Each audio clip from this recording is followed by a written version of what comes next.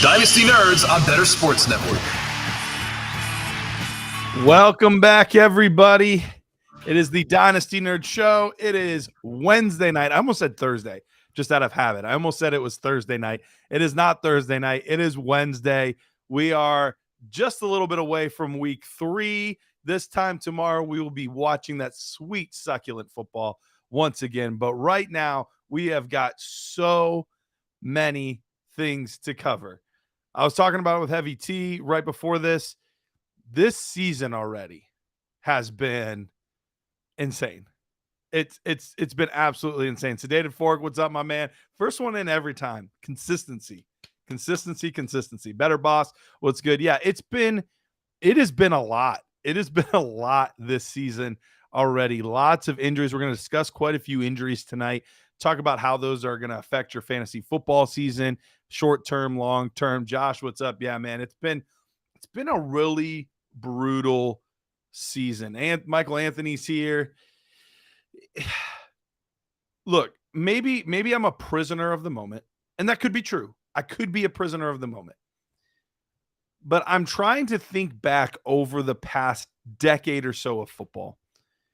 And I cannot remember, we're not talking preseason. We're talking about the news that we got leading into week 1 through now. It's been a lot. We've got plenty of stars for fantasy football out for the season. We've got big name players vastly underperforming. We've got a lot of small, like little injuries to monitor. We've already had trades happen in the first 2 weeks. We've had guys come out of nowhere and become fantasy stars. Looking at you, Rams, doing half the work there. Marcus, what's up, man? Good to have you here. Yeah, so it has been a wild first 2 weeks. So we're going to break it all down. We're going to talk about everything. We're going to talk about injuries. We've got Dennis Bennett coming on at 10:15 as always. And then here momentarily, we are going to have Rich Dotson. That's right. Normally you hear us together on the Dynasty Nerds podcast. Now you're going to hear us here on BSN. We're going to be breaking down some things that happened in week 2, how we feel on a couple of different topics. So anytime that Rich gets to come on here, you know it's going to be a good time. You know he's going to say something, and I'm going to be embarrassed. I'm going to try to keep a straight face, and I won't be able to. Like, it's beautiful. It's beautiful. It's how radio, podcast, shows like this should be. So we've got Dan here. We've got Jason here. Man, the crew's all here tonight. Everybody's ready to talk some fantasy football. Everybody, Marcus is asking if there's any chance we do trades. Yes, if you're new here, I know some of you guys haven't been here very often. What we'll have is we're going to have Rich on for about 45 minutes or so. And then there's a gap for about a half hour in there. We'll do some commercials, but during that time as well, that's when I will answer a lot of your start sit questions, your trade questions, things like that. So right around 9:40, 9:45, we'll get all those trade questions in, and I'll get to as many of those as I can get to. So without further ado, Tyler, Rich is here, right? We're good to go on Rich? Yeah, look at this guy. What a stud. Hey. What's up, buddy? How are you? Oh, dude, just hanging out, yelling at my kids, stuff like that. And a very eventful day being an adult and a dad. So, yeah, good to be here, though, talking some Dynasty. Yeah, turn that frown upside down, call this McDonald's. Absolutely. Rich Dotson, the OG of Dynasty, the Godfather, at Rich Dotson on Twitter or on X or whatever you're wanting to call it right now. At Dynasty Rich. At Dynasty Rich. That's right. So we've got a lot of stuff to cover. Some of these things we talked about a little bit yesterday, but some people haven't heard the pod yet. And we'll also have a few different takeaways, but let's get to the hardest part first. We're going to get the hardest part out of the way. And let's touch on Nick Chubb. Nick Chubb, best running back in the NFL. You can say whatever you want. Christian McCaffrey, all those guys, they're all fantastic. But I think Nick Chubb's the best running back in the NFL.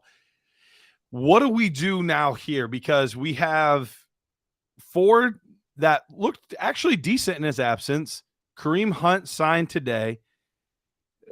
touch on Nick Chubb and what he meant to you as a fan, but also as a fantasy asset. And then let's get into what we do in his absence. Yeah, I mean, Nick Chubb, I'm with you about is my favorite running back in the NFL. Obviously, my Browns homer too, but I mean, he's virtually respected like everywhere, right? Like everybody respects Nick Chubb. And now that he's gone, it looks like Jerome Ford's gonna be the number one running back. I think the number one question I got today is like, who do I pick up, Jerome Ford or Kareem Hunt? And the answer is definitely going to be Jerome Ford.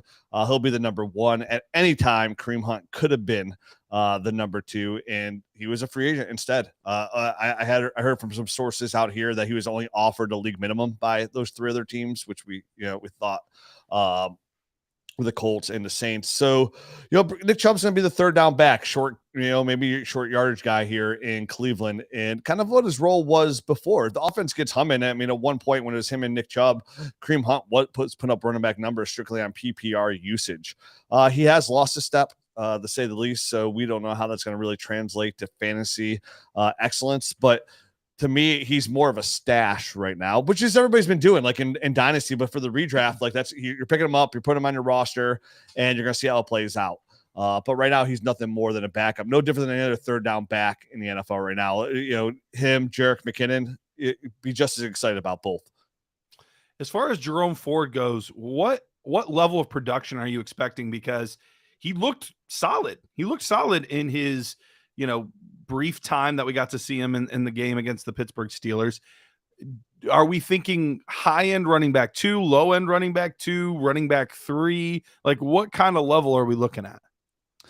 Yeah, I mean, well, first, let's still stay healthy, because if you stay healthy, that alone this year is going to propel you to, overall finish. But on a points per game basis, them bringing in Kareem Hunt, and if Kareem Hunt is going to be involved on the third downs and take some of that pass catching ability away from Jerome Ford, then it's going to hurt him, because he's going to be a first, second down back on an offensive line that so far has looked pretty shaky, with a quarterback that likes to improvise, move, get on the run, and a lot of their options in the passing game. So if he stays healthy and get the decent amount of touches, he could definitely finish as a running back 2. But he's got a lot of people to overcome to enter that running back 1 stage, or even that high end running back 2. If you're not going to go to PPR aspect of that, him and Kareem Hunt probably be pretty equal when it comes to a point per game basis. So that's how that's going to play out. It's a wait and see. Both look like handcuffs. I have no problem starting Jerome Ford though right out the gates, just because I know he is the number 1. And anytime I get the number 1 in my lineup, no different than, it is different. But when you have a guy like Kenneth Walker, right, who everybody knows is talented, he's in first and second down. That's it, and he can produce and give you those good solid running back 2 numbers, and put up, when he scores touchdowns, running back 1 numbers.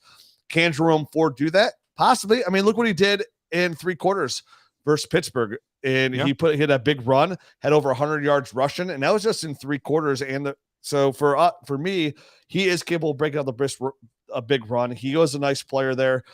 He was a big part of why Cincinnati on offensively was dynamic when they hit the actual college football playoffs. So I'm excited about him, but like realistically, I'm hoping he can be a solid running back too. I mean, if he finishes running back 15, 16, like mid-range there, I'd be really happy with the guy who had on my bench. I had no problems thinking I was getting some use of, and give me that consistent running back 2 points. Definitely, if you play in a league with a flex, what a great flex option, right? A guy that you had maybe as a stash, maybe you just picked up of a waiver wire.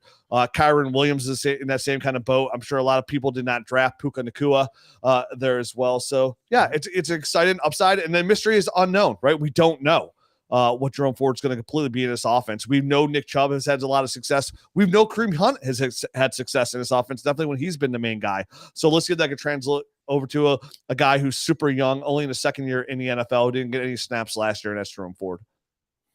Yeah, absolutely. Let's move on to another injury. Peter's thing is to always comment on my hair. So I think that's why he's saying that you have a great haircut right now, because that's his thing. I got a great haircut. I mean, keep stating the obvious there, Peter.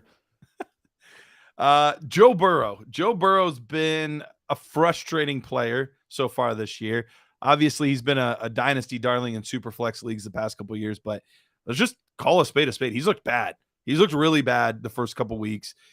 But I know that there's been the injury and the weather and different things like that. But are we concerned that maybe this season, or at least the first half of the season, maybe we should lower the expectations, not just for Burrow, who could miss time with this calf injury, but also maybe T. Higgins and Jamar Chase? Like, is this offense not going to be what we typically expect the Cincinnati offense to be? Yeah, I mean, outside of week 2, I mean, we're only 2 weeks into it, but obviously week 2, T. Higgins, that's all I got you. Jamar Chase has got a total of 17 fantasy points overall. Joe Mixon's doing pretty solid, but he should, because he's getting like 75-80% of the snaps. So with Joe Burrow, this is a team that also started off 0-2 last year. I'm not totally freaking out about all these quarterbacks quite yet. We have to remember, most of these guys don't even play in the preseason. Right. They're playing a couple quarters, a couple series, and that's it.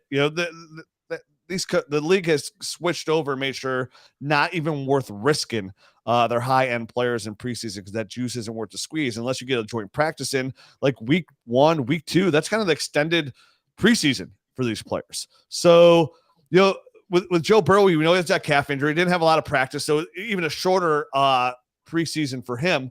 And it kind of popped back up again this week. Am I concerned? I mean, as long as he gets right, I mean, if you're not playing in a super flex league, it's easy to find somebody to fill in for Joe Burrow for the next couple of weeks. I mean, you probably got Sam Howell off your waiver wire if you want to. There's always availability there. So I'm not concerned long-term. I think that it's just a calf. Well, I just say it's a calf injury. It's like no big deal. But if I assume they're not shutting him down, which if it was serious, they would have just shut him down, right? They wouldn't just put him out there. I think their doctors would be well enough to know, hey, this is a long-term game we're playing here. This isn't like, oh, we hope we're kind of good. We have Super Bowl aspirations. So if that means that they should sit Joe Burrow one more week, then I think they're going to make the right decision, and we'll find out soon enough. But if he sits, yeah, I mean, it hurts Jamar Chase. It hurts T. Higgins. Jamar Chase is somebody that some people took number 1 overall in fantasy football. And, that's a pedigree that you have to live up to. And that's what I think everybody loves about fantasy football so much, man. It's not just all the highs that you get from all these like Puka Nakuas, we second Kyron Williams. It's the lows too. It's like you don't see coming. The injuries, the Nick Chubbs, the J.K. Dobbins, the Jamar Chases only put up 17 points. Joe Burrow, we don't know what's going on there. What's happening in L.A.? Who's the running back? Oh, Cam Akers goes to Minnesota. It's like this nonstop soap opera that we're watching that we're all addicted to. Yeah, absolutely. And Tuckleberry, we will get to that right around 9:40, 9:45. That's when we do all of the trade questions, the start sits, things like that. But you're absolutely right. And this year is maybe even more so than ever. But that's why I always hesitate to trade my first before the season starts, because you could have gone into the season with Joe Burrow and Alvin Kamara and J.K. Dobbins and Nick Chubb at running back. And then you have Jamar Chase. And like, you could have had all of these guys at all of these positions. And you could be 0-2 right now, looking down the barrel of 0-3, 0-4, depending on when Taylor comes back and Kamara comes back. Like, you never know how these things are going to play out. And yeah, you're always pushing for a ship whenever you get the opportunity, but it's tough sledding sometimes when you've traded future years out and you're like, oh crap, I'm actually going to be the worst team this year because everybody's hurt. I can't recover in time. So it can be tricky. Let's move over to Anthony Richardson. Matt talked about it in our week 1 episode. Like, hey, are we concerned about Anthony Richardson already getting banged up, a running quarterback? And you and I were both like, we're not really that worried. We'll see what happens. And then of course he gets injured again this week. And he's like, okay, how about now? Or now are you a little bit, not really, but maybe a little bit more than before. It's not anything huge. It's a concussion. But it is concerning that he's not able to protect himself. Are you concerned at all about Anthony Richardson? And, long-term, is this something that we need to see him fix? Well, yeah, I mean, if you're getting hurt every single week, that's definitely something you have to fix. That's definitely on the to-do list. So, yeah, I mean, I'm not concerned long-term. I mean, he's a rookie. You know what I mean? He's a mobile quarterback that's a rookie. He's going to have to learn how to protect himself and play the game at the next level and realize, he's no longer in college. These guys are way bigger, way stronger, way faster. Every single player is the best player you face in college. So he's got to get used to that and realize, even though he was big, taking NFL hits, it's not the way to go. So long term, I mean, he's got to learn the game. There's a lot. We knew Anthony Richardson was coming in a little raw, and he needed the reps to get out there to produce. And I think, playing that position of just the quarterback protecting himself, knowing when to run, but more importantly, knowing when to slide, and just maneuvering his way into the pocket. Those are all aspects of a great QB that they got to learn if they want to be great. And Anthony Richardson's got all the tools. So, the concussion, the week 1, I'm not concerned about it yet because, again, we're only 2 weeks. There's not much I'm concerned about 2 weeks in. There might be things that there's a lot of like red flags in there and situations I'm paying more attention to than others. But for this, just the start of the season, get banged up just a little bit, I'm not concerned yet. Now, all of a sudden, if we're talking like week 6, also gets a second concussion, now we're getting really worried and really concerned about what's going on there. But no, not week 2, not yet. It's, again, not a lot to get fretted over unless you drive the Cam Akers real high to be your running back. Then legit worry. Then maybe you're a little concerned. You mentioned something on the podcast last night, and I think people were listening because I saw some buzz about it today on Twitter as well, saying the exact same thing that you were talking about last night. If you're in a dynasty league and you are not a legit contender, but you have won today, are you taking Anthony Richardson over Bijan Robinson? In Superflex? In Superflex. Yeah, I don't know. I'd probably still take Bijan. Because he's like I said, you opened this with a question, like, are you worried? Right? That's a question 2 weeks in. And even though I'm not, and that's hard to say too, because like if Josh Allen or Anthony Richardson turns into Josh Allen, you're talking anywhere at one point in his career number 1, but worst case 5 in a Superflex startup pick overall. Right. Most likely not 1, but he's in that category. Bijan's the hands down number 1 at the most fluid position. Yes. But the difference is, even though running back, it should be the most fluid position on your roster. And it comes with the most risk, but it also comes with such great rewards. When you can get somebody like a Christian McCaffrey that can put up dynamic numbers, we're talking like 28 plus week in, week out at the running back position. Yeah, because a good solid quarterback's going to do the same exact thing. Like the points that Josh Allen's going to get you, you're not losing there, right? Like you're losing the longevity game there. But when you're playing Dynasty, it is kind of hard to just get stuck in that mindset of like 10 years down the road. Like if you have a quarterback like 10 years down the road, because so much going to change. If you play Dynasty, after 3 years, the league looks so drastically different between all the trades and how many rookie drafts you've had. Definitely over these last couple of rookie drafts. So to say like, oh, I don't have to worry about this position for 10 years. Yeah, that's pretty sweet. And that is an accurate statement. But at some point, most likely you're going to find yourself with a pretty high draft pick, whether because of just like you said earlier, Garrett, like injuries hit. You did have a good team, but injuries hit. And out of nowhere, you went from a contender to like, man, it's going to be nice to see what it's like to have that one high first round pick. And then, so you can get that. Bijan himself is an outlier player. He's a running back that's giving you high end quarterback 1 numbers. So I'm going to take that knowing I could probably trade for a pretty high draft pick at any point if I had Bijan on my at my disposal to trade.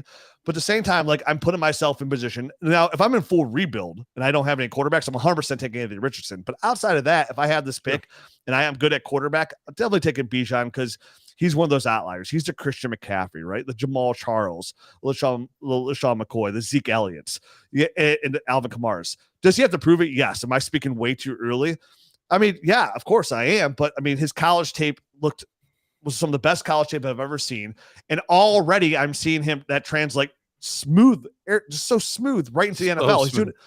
He's doing exactly what he did in college. So yeah, 100% I'm ready to declare that. I said the same thing about Zeke when he came out. He was my running back 1 overall. So currently I would definitely take Bijan Robinson number 1, unless of course I needed a quarterback really bad. Then it's taking Anthony Richardson. But Anthony Richardson does come with a big reward, but big risk as well.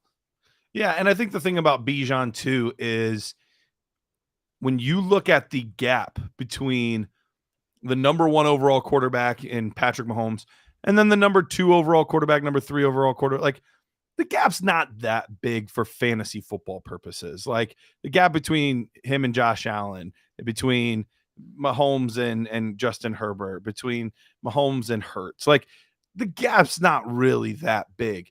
You look at dynasty value wise, the gap between Bijan Robinson and whoever you have at 2, I think for a lot of people, it's probably Breece right now, but whether it's Breece, CMC, Gibbs, Jonathan Taylor, Eckler, whoever you got there, the gap is so huge. In a startup, you're taking Bijan towards the middle to the end of your first round. Whereas with, the quarterback or the next guy, you're not taking them until the 20s.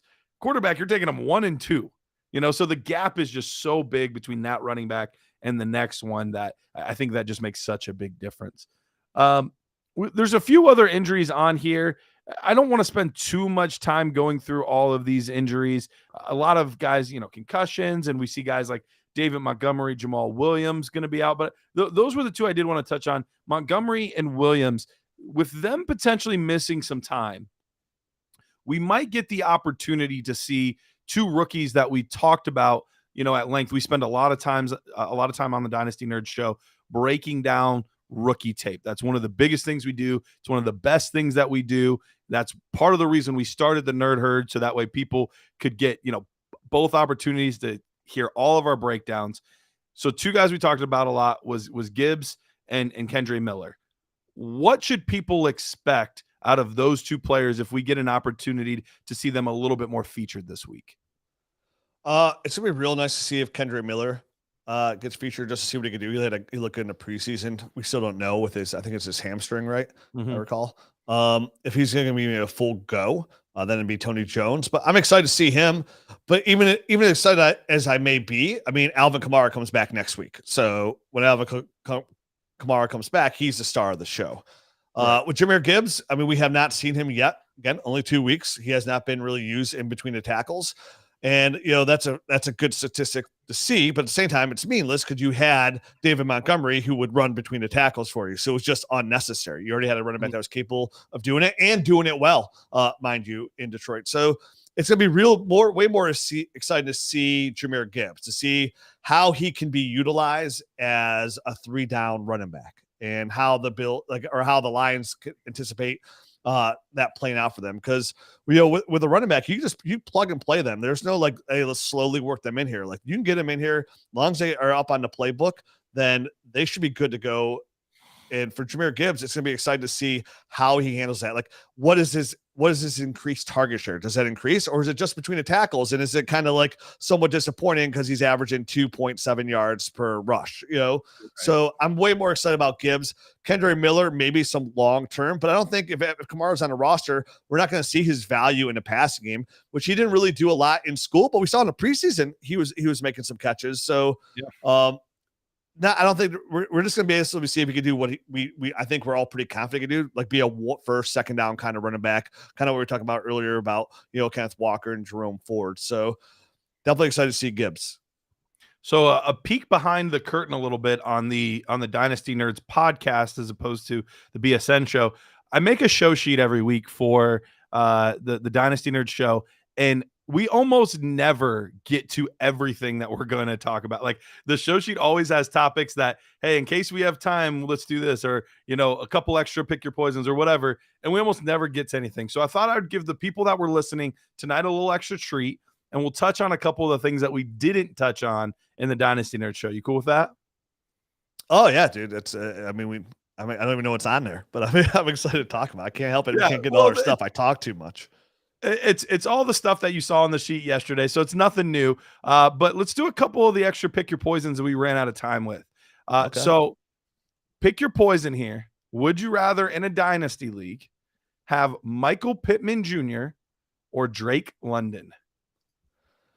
Yeah, that's a tough one. Because we've seen Drake London do it in very small doses. He's got the draft capital.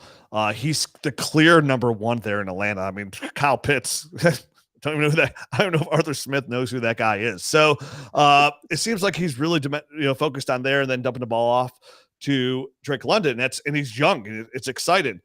But Michael Pittman right now, as it stands today, has been the clear number one target in Indianapolis, and they don't have Bijan Robinson. Yes, they have Jonathan Taylor, and he's probably going to play week 5 to come back. But I mean, does anybody expect Jonathan Taylor to be there long term? I don't. So Michael Pittman is being funneled targets right now and producing.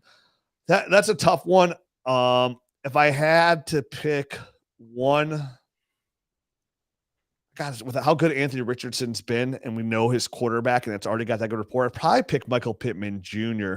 But I feel like this is a true 50-50. I know that's kind of like being wishy-washy, but I don't mean to be chalk at all about it. It's just, that's how I feel about them currently. They're in the same tier. They're right next to each other. Michael Pittman's always been a favorite of ours on Dynasty Nerds, that we love his tape coming out. So No, I'm with you. I took Michael Pittman Jr. in this as well, but we are not in the consensus on that. 63% saying Drake London to only 36%, 36.6% saying Michael Pittman Jr. So most people would rather have Drake. And this was actually a potential trade that I put in a tweet this past week. And it's partly because I'm concerned with how successful Heavy T saying put some respect on that. The producer Tyler, he is a big Falcons fan, so he loved it when I had a bold prediction of like 2,000 plus yards and stuff for Bijan Robinson, but he doesn't like it when I talk trash on some of the other players. But I know what sucks so Garrett about that. Like I think this is what's the best. I think we talked about before, like for the Falcons, like that's really sweet. They're 2-0, but it's kind of hard now to like put yourself in a position for a quarterback. And I'm sorry. I don't think Desmond Ritter's like, if you want to win a Super Bowl, which is everybody's goal, like I don't think Desmond Ritter's that quarterback. I think their best case now would be to like hope the Cardinals do really bad and they get another pick and they get Caleb Williams, they could trade for Kyler Murray. Cause that would be dynamic, right? Kyler Murray. That's what I keep Bijan trying to tell Robinson, him. Kyle Pitts and Drake London. Like that's with a great offensive line. That's a fun team to watch. That would be a very fun team. He said he wants nothing to do with it, but I did have another scenario for the Falcons. I did have another scenario. Next year, things don't pan out, which they're 0-2 right now, so things might not pan out. Little Kirk Cousins to the Falcons.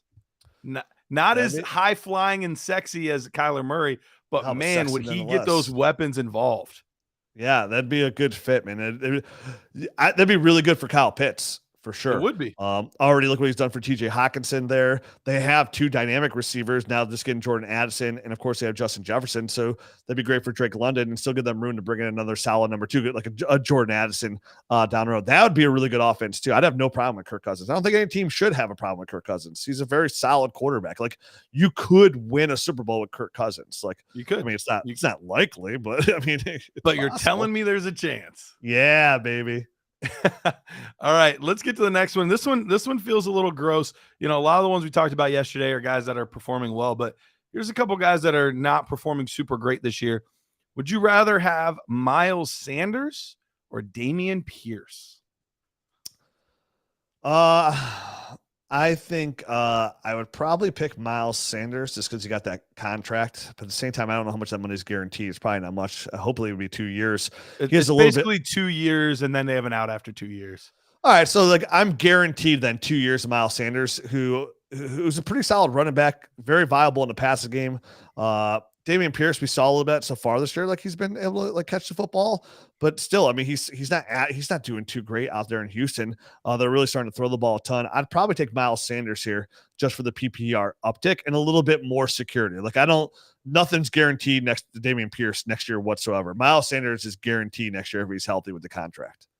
Yeah, we're on the same side of this one, but against the people once again, 60-40 in favor of Pierce. And I think that has something to do with probably the preseason hype around Dameon Pierce. There was a lot of excitement around Pierce. He had so much work in the preseason. Everybody's talking about he's going to be, you know, the just dominating carries and touches. And man, through 2 weeks, it's been absolutely brutal. And they've actually thrown the ball more than I would have expected them to pretty early, which leads me into another thing we didn't get a chance to talk about on the show last night, but I think should be discussed more in the fantasy realms in general, because overall, I'm not hearing a lot about this guy, but Nico Collins has been really good the past 2 weeks. Somebody that we've been decently high on for a while, and he's been the favorite target of CJ Stroud. 9 targets this past week, 7 receptions on those 9 targets, 146 yards and a tutty.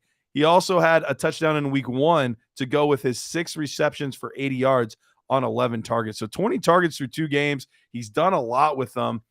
Rich, where's the ceiling for Nico Collins? And I guess where's the floor too? Because we kind of need to know what to do with this guy. But man, he's looking like everything we hoped he could turn out to be through 2 weeks. Yeah, currently wide receiver 6 on the year. So, I mean, obviously producing at a high level. And he's young. He's got a good rapport so far with CJ Stroud, a player that we liked coming out of Michigan. I mean, this is a player that we thought had some really good upside here. And just like as much as we get excited about running backs, that are named the starter running backs, they're going to get majority of the carries. You're hoping for those 65% carry. And it's the same thing with a wide receiver. If you get a solid wide receiver that's a number one receiver in offense, it's going to throw the football a ton because they're constantly trailing in games, then this is a very solid player. I mean, to me, it's a floor of probably if he stays healthy, a high-end wide receiver too. But is a wide receiver one in the realm? Yeah, I mean, look at Jamar Chase. He's off to a slow start. Will that continue? Who knows? It's all like you said earlier. It's on Joe Burrow's shoulders. So right now, I know Tank Dell's kind of done well as well there in Houston, but Nico Collins is producing at a high level as a mid-range wide receiver one. And that to me can 100% continue because nothing's going to stop that we've already seen in week 2. That's something I can kind of forecast where this team is going to be trailing a lot. And they're going to be working on CJ Stroud, right? Like he's going to have to grow in NFL. They're trying to groom him into be a Super Bowl caliber quarterback. And they're going to put the ball in his hands and throw the football a lot. And right now he's showing, they brought Robert Woods in there, who's been producing fine too. As like a wide receiver 3. Yeah. Everyone's talking about Tank Dell and Nico Collins. Robert Woods is producing. And what does that show you? And I got 2 weeks in, he had a big game last week, but we just mentioned 3 receivers are pretty much startable in fantasy football right now in Houston. So they're going to keep throwing the football, and it looks right now his favorite target and the most productive target is Nico Collins. Still a really young guy, so I feel very good about having him on my roster right now. And I'm pretty happy because I have a decent amount of shares because I did like his tape enough in coming out that I did draft him a lot. So it's finally nice to see that finally hit pay dirt. Because we talk so many times, Gary, about guys like, oh, this guy develops and turns this, like he has this kind of ceiling. So for the most part, majority of the times, those guys don't pan out and become successful guys for whatever reason it may be, whether injury, scheme, system, or just their capability of learning and growing in the NFL. So when you see a guy like Nico Collins develop into what you thought he could, it's a very fun part of this process. And I think if Nico Collins could definitely be the number one receiver here, possibly for the next couple of years for the Houston Texans. Yeah, that is something that happens a lot where you see the potential of a player and you see what they could be in an offense if everything worked out right. And, if they're not getting the high draft capital, though, they're not landing in a great spot. Like it's really hard to see that all come together. So for it to happen in year 3 for Nico Collins and for him to kind of come full circle, even with a new regime like that's a part of this that's a little surprising too, is, when it's a new coaching staff, a new front office, you don't always get the same opportunities as someone that they drafted, but he's obviously showed that he's the top wide receiver there. Rich, what would you be willing if you were needing a receiver and somebody said Nico Collins is available, what would you be willing to pay to get him on your dynasty roster?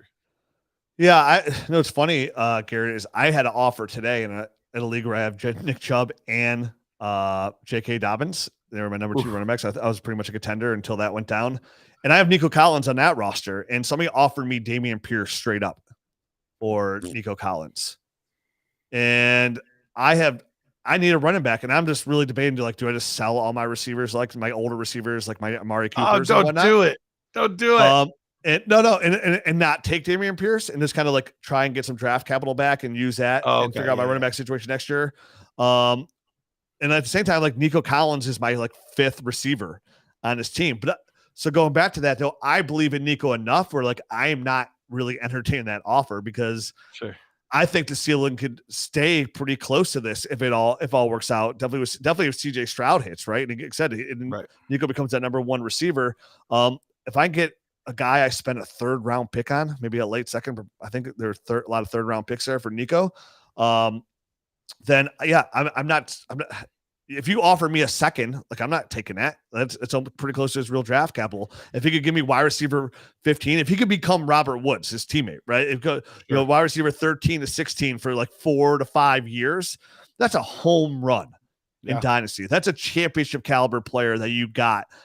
Again, for one of those draft picks that was kind of a high upside player that hit. So obviously you're not offering a first, but maybe if you came at me with 2 seconds, and one of those seconds I thought was going to be pretty high, like you're rebuilding, you're kind of like me, you believe in them, and you already have a whole bunch of firsts, so you're willing to give up 2-1 to 2-3. I might consider it, but I'm probably just holding Nico, to be honest with you. I think I'm with you. I I'm holding out for a first. Like, you're giving me a young receiver that's showing out and he's the number one option on a team. Like, maybe it's premature, and it probably is premature. But even if he just ends up being okay, I still think you can get those high seconds later. So somebody's got to come strong. If they want Nico, they got to come strong, and they got to offer a first-round pick, or it's just not worth it for me. Yeah, so this is where you'll see comments. You'll put something like that on Twitter, right? And you'll put on a different show altogether, and I'm like, dude, a first-round pick for Nico Collins, that's stupid. And yeah, that's a high price. But what is that first-round pick, and what you hope to be a late first-round pick if you're making a move like that, right? Is that pick is a risk in itself. That pick has a 50-50 chance. Like, we look back at the last 11 years of drafts, and anywhere from pick 8 to pick 12, which is the final 4 in your Dynasty Fantasy Football Championship or Fantasy Football Championship, is you have a literally 50-50 chance to have that player to even be playable, not like a star or good, just to be on your roster still and considered to be a flex to a starter. Because some of those guys aren't even at that caliber. So Nico Collins, we know right now, who's wide receiver 6. Are you telling me there's a less than 50% chance for him to be a very solid contributor to your team that you could start week in and week out for maybe the next 2 to 5 years? If you say no, there's less than 50-50, then that's ridiculous. So yeah, I mean, come with me and give me a late first if you want Nico Collins, because that second, where that 50-50 we talked about, it drops a little bit more and it only gets worse. So I think to all the people that comment saying, oh, that's ridiculous, a first for Nico, I strongly disagree. If you're going to give him up, that's what it's going to take, because otherwise you're just offering me. And of course, if you offer a player for player, right? Like, hey, I'll give you Travis Etienne this for Nico Collins. Like, oh yeah, now we're talking some business. But unless that player that I get in return is also worth essentially a late first, then don't come knocking at my door. Well, look at this past year, for example. The picks 9 through 12, the last 4 picks. Pick 9, the ADP was Dalton Kincaid. I think we'd rather have Dalton Kincaid. I know you would. You love him. Yeah. But then the next 3 guys, Devon Achane, Kendre Miller, Jonathan Mingo. I would rather have Nico Collins over all 3 of those guys. Yeah. I mean, I'd still like Devon Achane a lot. I do too. He's a good player, but I would probably take Nico. Yeah. And Garrett, I think that kind of is the savvy move, though. So, like, I mean, I feel like after week 2, if you're a true contender and you offer a 24 first, you felt it was going to be late, even when we think it's going to be a good draft class for Nico Collins, I think that owner would snap accept. Oh, they'd be so, and they might take 2 seconds. They really might. You might not have to go offer a first, but man, I think he's the buy right now. Like, it's one of those buy high situations. Like, yes, his value's never been higher, but I still think it's going to go up. It's my number one saying in Dynasty. It's my truest belief. Yeah. It's my favorite part about Dynasty. What looks like an overpay today is an underpay tomorrow.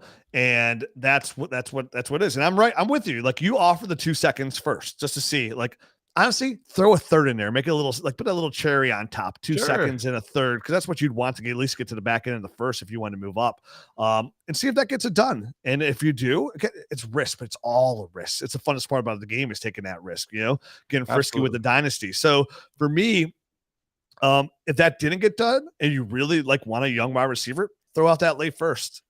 Yeah. What's the worst that can happen? It's the same thing with your draft pick. You end up with, like I said, do you want Kendre Miller or do you want Nico Collins right now? Exactly. I mean, I'll take Office Depot's here saying, what's up? Edward Rouse from Monday Night Rants, he's saying he's going to trade a 23 first for Nico right now. So he's going out and making the move. He's ready to. We've inspired people, Rich. That's what we've done tonight. We've inspired myself. I'm going to try and go out there and see if I offer a couple seconds, see what happens if I have any seconds left, but I'm going to check it out. Make it happen, Captain.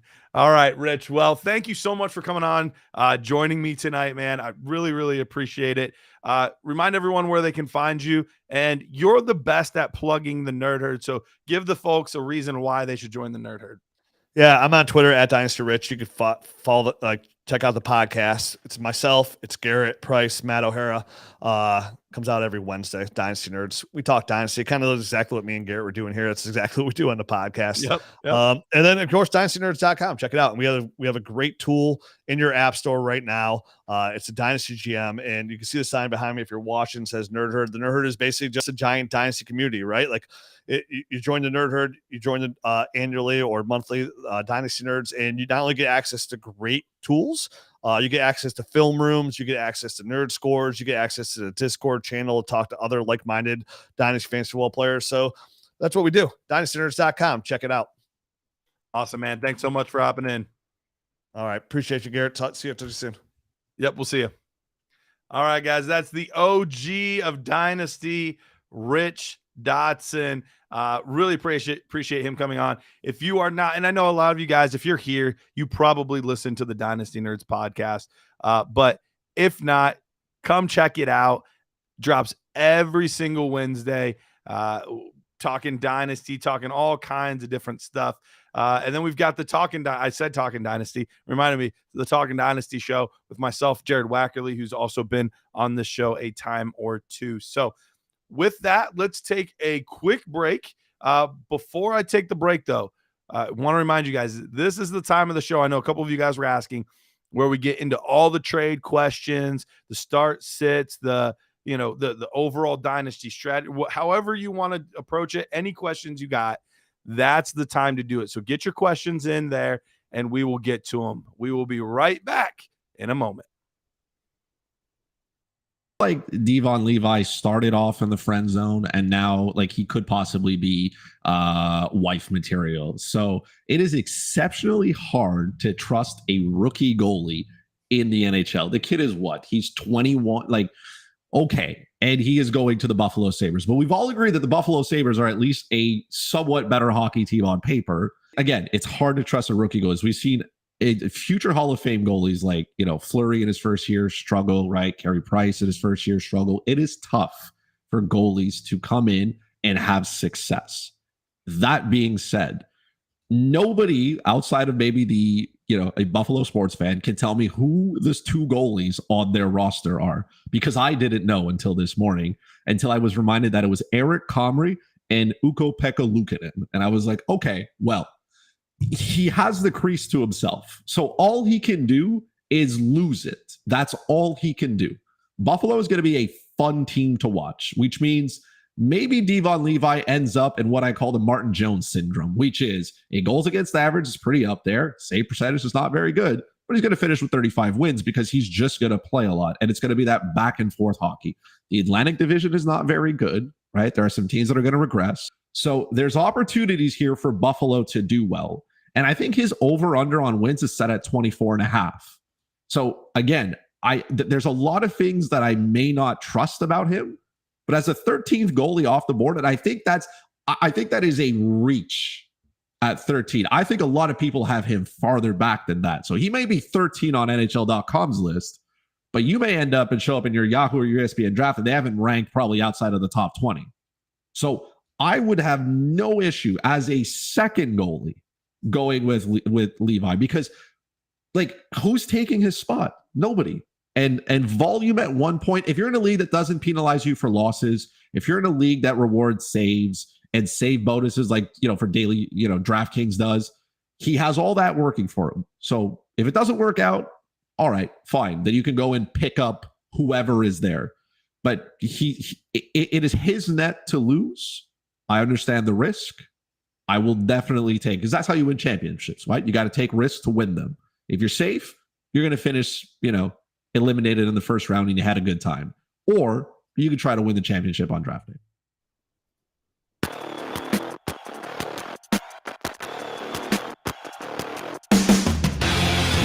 Welcome back, Dynasty Nerds, Better Sports Network. Thank you once again to the OG Rich Dotson. You can follow him at Dynasty Rich on Twitter. And I got to remind you guys, it's too good not to. Fantasy Alarm All Pro subscription. That's right. You can get a free subscription. That's right. FREE free. I love free stuff. I know you guys love free stuff. That's why you bum Netflix off your cousin and that kind of stuff. We love free stuff. We do. You go to Costco and you get all the little, the weenies on a stick and all that stuff. We love free stuff.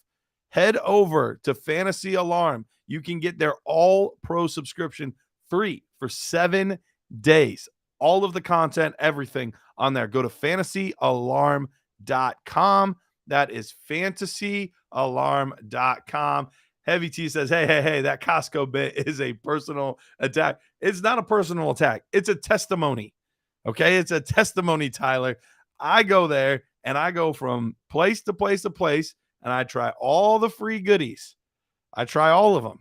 Half the time I don't like them because I'm kind of a picky eater. But all of it.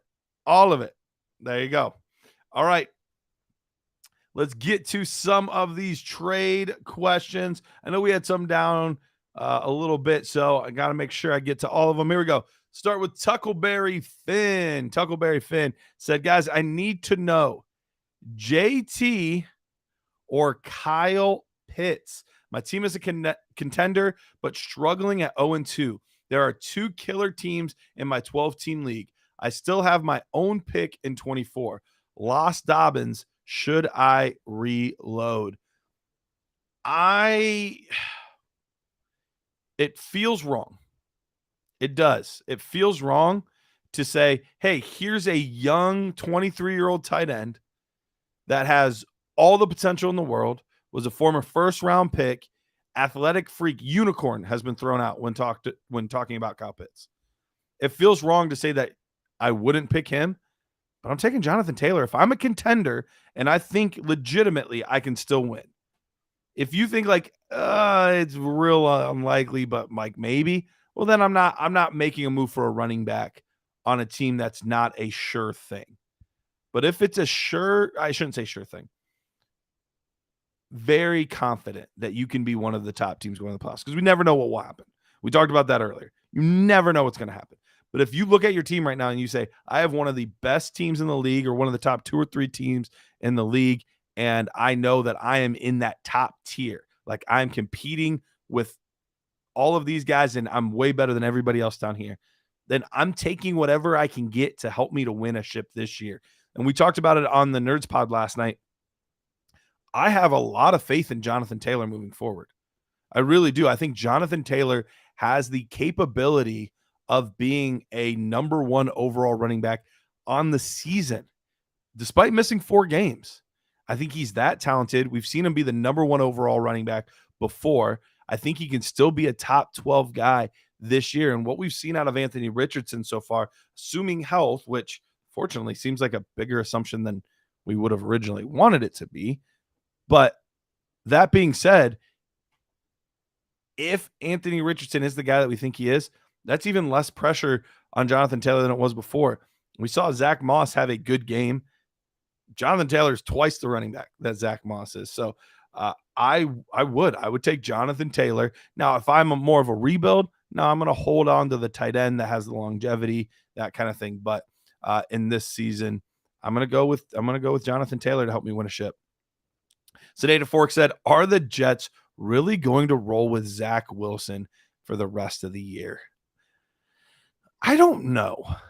Which, I know that you wanted me to give an actual answer to this, but my real answer is I don't know. I do not know if they will or not. Should they? If they think that they have a shot at a Super Bowl, no. Zach Wilson is not good enough to get it done. He's just not. He's not a good enough thrower of the football. And you've got to get those playmakers involved, specifically Garrett Wilson. If you want to be scoring points, you've got to get the ball in his hands. You've got to get the ball to Brees. You've got to get the ball to look, you can laugh, but Allen Lazard is a solid player that could help this team win. You've got to figure out a way to get somebody to get them the ball. I think the most obvious guy is Carson Wentz, and you can roll your eyes all you want. Carson Wentz is a capable quarterback. He's led teams to the playoffs before. He's a capable quarterback. Or trade for a Gardner Minshew. Trade for a, whoever. Fill in the blank. Jacoby Brissett. But you've got to get them the ball some way. So my guess is they give Zach Wilson one more week. But I'm guessing, and I could be wrong. I don't have any insider information. This is pure assumption. But I'm guessing that the Jets have reached out to a couple of guys and said, hey, we don't know exactly what's going to happen yet, but here's the playbook. Just familiarize yourself with it.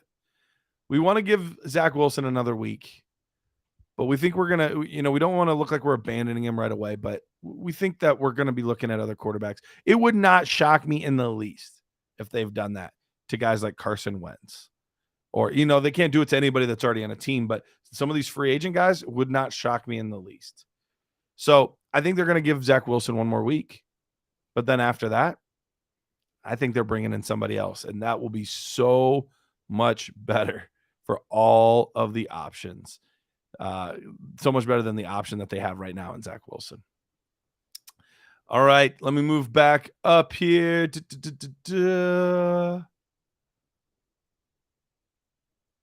All right, Marcus knows where it's at. He's coming in hot here, and this is a tough one. 25 firsts for Tyjae Spears.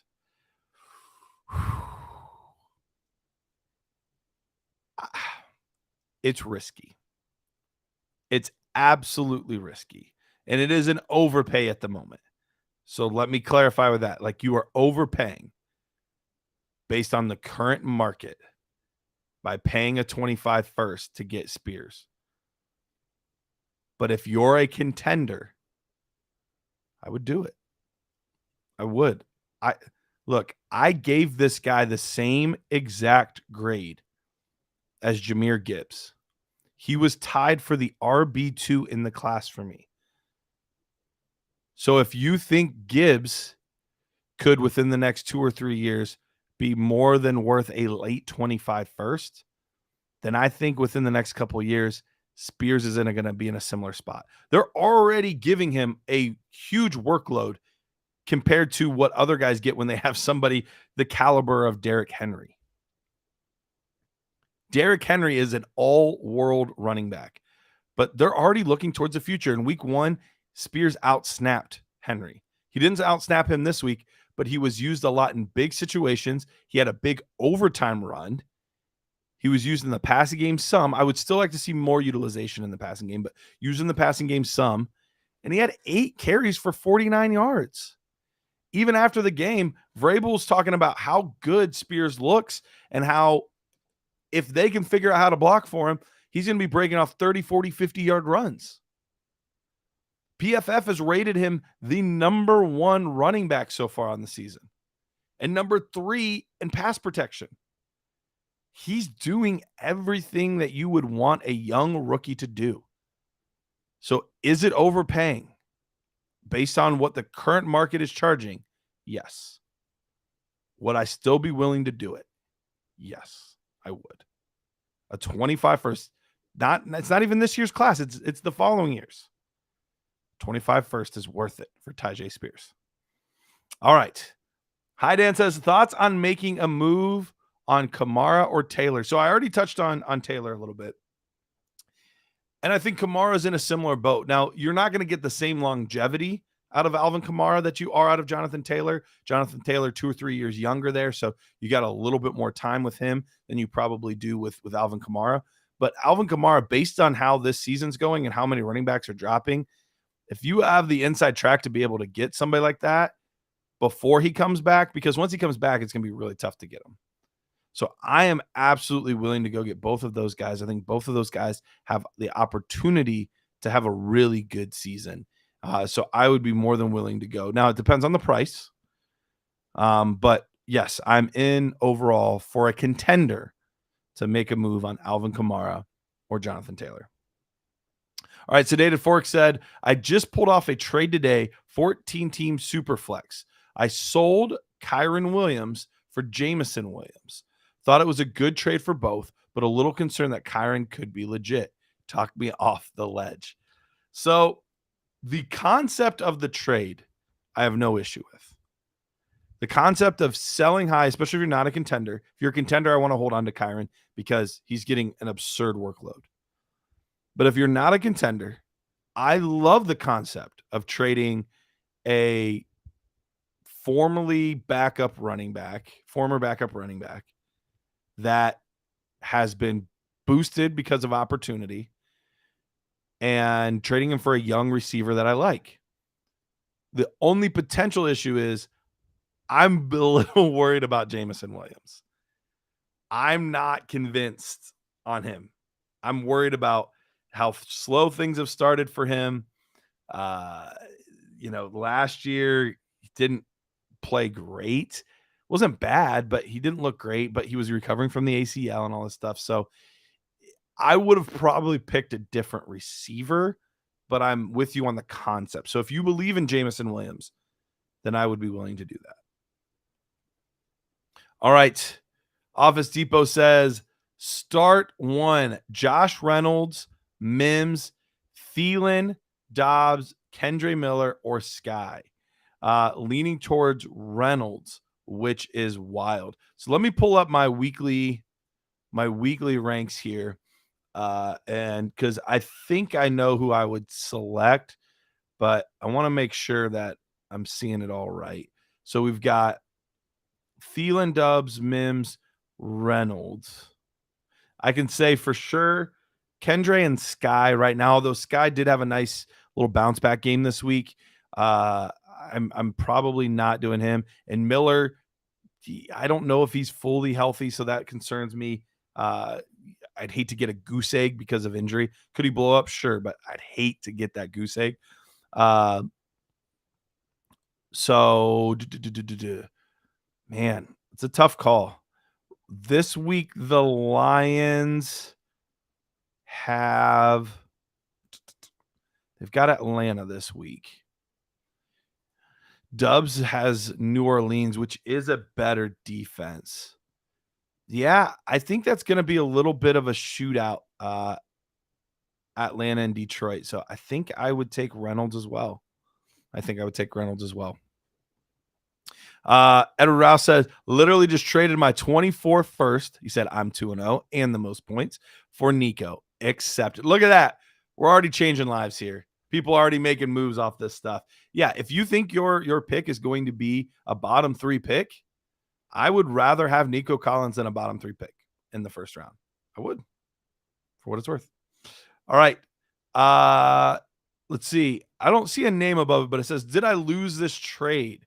Easily the number 1 contender in a 1 quarterback half PPR league with CMC, Pollard, and Gibbs as the main running backs. After 1 week, traded Tank Bigsby and Kyron Williams for a 25 first, likely mid. I don't think you lost that trade. I don't. Now, could you have maybe gotten a little bit more, especially what we know now? Probably. But those guys weren't starting for you. And the general concept of taking lower valued players and when they break out, trading them for higher draft capital than you used to take them, because Kendre Miller was like the 12th pick, or sorry, not Kendre Miller, Tank Bigsby. He was here. I can tell you exactly where he was at. In May's ADP, he was the 22nd player off the board. So a late second. And Kyron was, last year, a 3rd round pick, late 2nd round pick. So yeah, I would do, I think that's a good trade. You might have been able to get more, but I like the concept of trading for draft capital for guys that are potentially at peak value. All right. Hi Dan says, thoughts on Lamb moving forward? The guy who has him is interested in Kyron Williams and debating on making a move. What would it take? If you can get CeeDee Lamb for Kyron plus, I'm absolutely willing to do that. Let's say it's Kyron and your 1st round pick. Yes, I would do that. Because that's basically you're trading a late first and your own first, which I'm assuming is also late. So 2 late firsts to get a top 5 dynasty wide receiver. Yes, I would do that. I think that's a great trade. Let's see. What else do we got here? Just Josh said he just got Tajay for a 4th and a 2nd. I love it.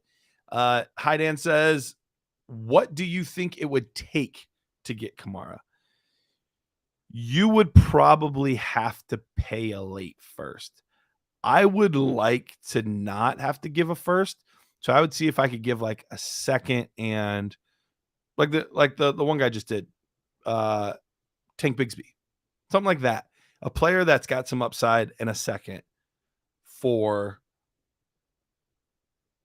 Kamara. I think that's what I would prefer to do in that type of situation. Let's see. What else do we got here? Preseason, this would have been a crazy question. Yeah. 2024 2nd for Miller. I'm fine with that. I mean, you paid a early 2nd, maybe even a late 1st to get Miller this year. So if you only have to give up a 2nd next year to get Miller, I'm fine with that. Yeah, I'm not the biggest Miller fan personally, but he's got an opportunity, and we don't know how much time Kamara has left. So I think it's worth it. All right, Red Sox fan says, traded away Roshan and Mingo and received Cup. The league is wide open and hoping Cup puts me over the top. I think that's a move that makes sense all the way around. If you are a contender, then I would want Cup. But if you're in rebuild, I want the young talent. So I think it's one that makes sense all the way around. If it's a wide open league and you think you have a shot to win it all, when Cup comes back, I mean, we see that Sean McVay's, I mean, he's in his bag right now. He's looking good. And Puka Nacua, as good as he looks, we know that Cup is going to be the number 1 wide receiver when he comes back. So I think it makes a lot of sense. I would absolutely do that. Mark said, boom, just hit accept on the deal. Tajay Spears for a 25 first. Absolutely love it. Yeah, he's a stud. He's a stud. All right, let's take another break. If you want to get some more questions in, feel free to get those questions in. I'll try to answer a couple more before we get my main man, Dennis Bennett, on. But I do want to remind you guys again, Fantasy Alarm All-Pro subscription. You've got to go out there. You've got to get it. You can get it for free for 7 days. You can find out if you like it or not. Right? It's like dating, you know. You go out on a couple dates, figure out if you like the girl. If you do, great. You know, pull the trigger. Long-term commitment to Fantasy Pros or Fantasy Alarm. If not, canter like a bad habit. Done and done. We'll take a break. We'll be back in a bit.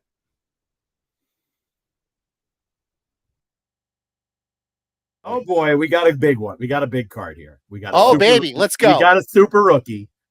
Ooh. Do you guys want to guess who the big card super rookie is? Because I'm going to guess exciting. somebody from the Dallas Cowboys, but I don't recall who were rookies in those particular years. So I'm going to guess Michael Irvin. Adam? Jared kind of convinced me to go Troy Aikman there. I'm going to read the description. In this player's NFL debut, September 10th, 1989, he produced an electrifying 68-yard punt return for a touchdown. Sanders. He became the first athlete in the 20th century to hit a home run, September 5th, 1989, for the Yankees at Seattle, and score a touchdown in the same week. That needs a sleeve. That one needs a sleeve. Top 100%. super rookie, neon, prime time, Deion Sanders. I wasn't that far off. He played for the Cowboys. I was going to say Deion, and then when you said the early 90s Cowboys, I'm like, oh, Aikman would be a good guess. So I go with your gut is the lesson there.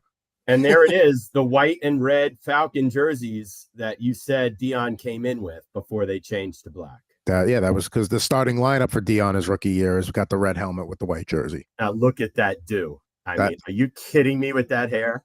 I mean, you got to have a headband with those curls. You got to. That is sick. And this is a favorite card. Do we have any value on this card? We have to, right? Let me see. Give me a value here. Let's see here on eBay. PSA 10 Gem Mint Deion Sanders, $149.99. And then a 9.5 is $6. So that guy might be a little bit yeah. Then there's a much more reasonably listed one at $31 for a PSA 10. So it's got some value to it. Yeah, you might want to protect that one. It's in excellent condition. I guess we have to worry about, is it centered? Yes, that would be the next thing. All right, well, we'll go through the process there. Maybe I'll just frame that one as a great moment in this show's history.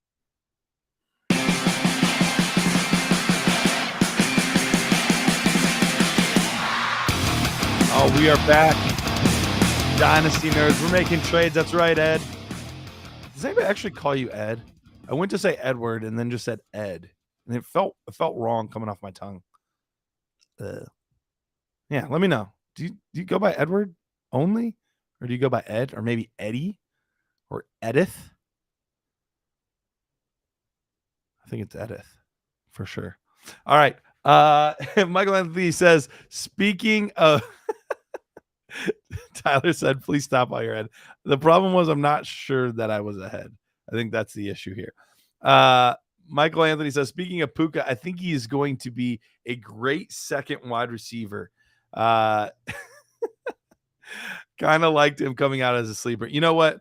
This is one of those where I wish I could say that I liked him coming out as a sleeper. This was, I'll own it. I didn't see it. I did not see this coming at all. I did not expect him to be a great separator. I thought what he did best was like yards after the catch, but I thought he was going to have a hard time getting open at the NFL level, and he has had no issues at all getting open. So, we can't bat 1,000, but there were other people that were in on Puka pre-draft and even post-draft.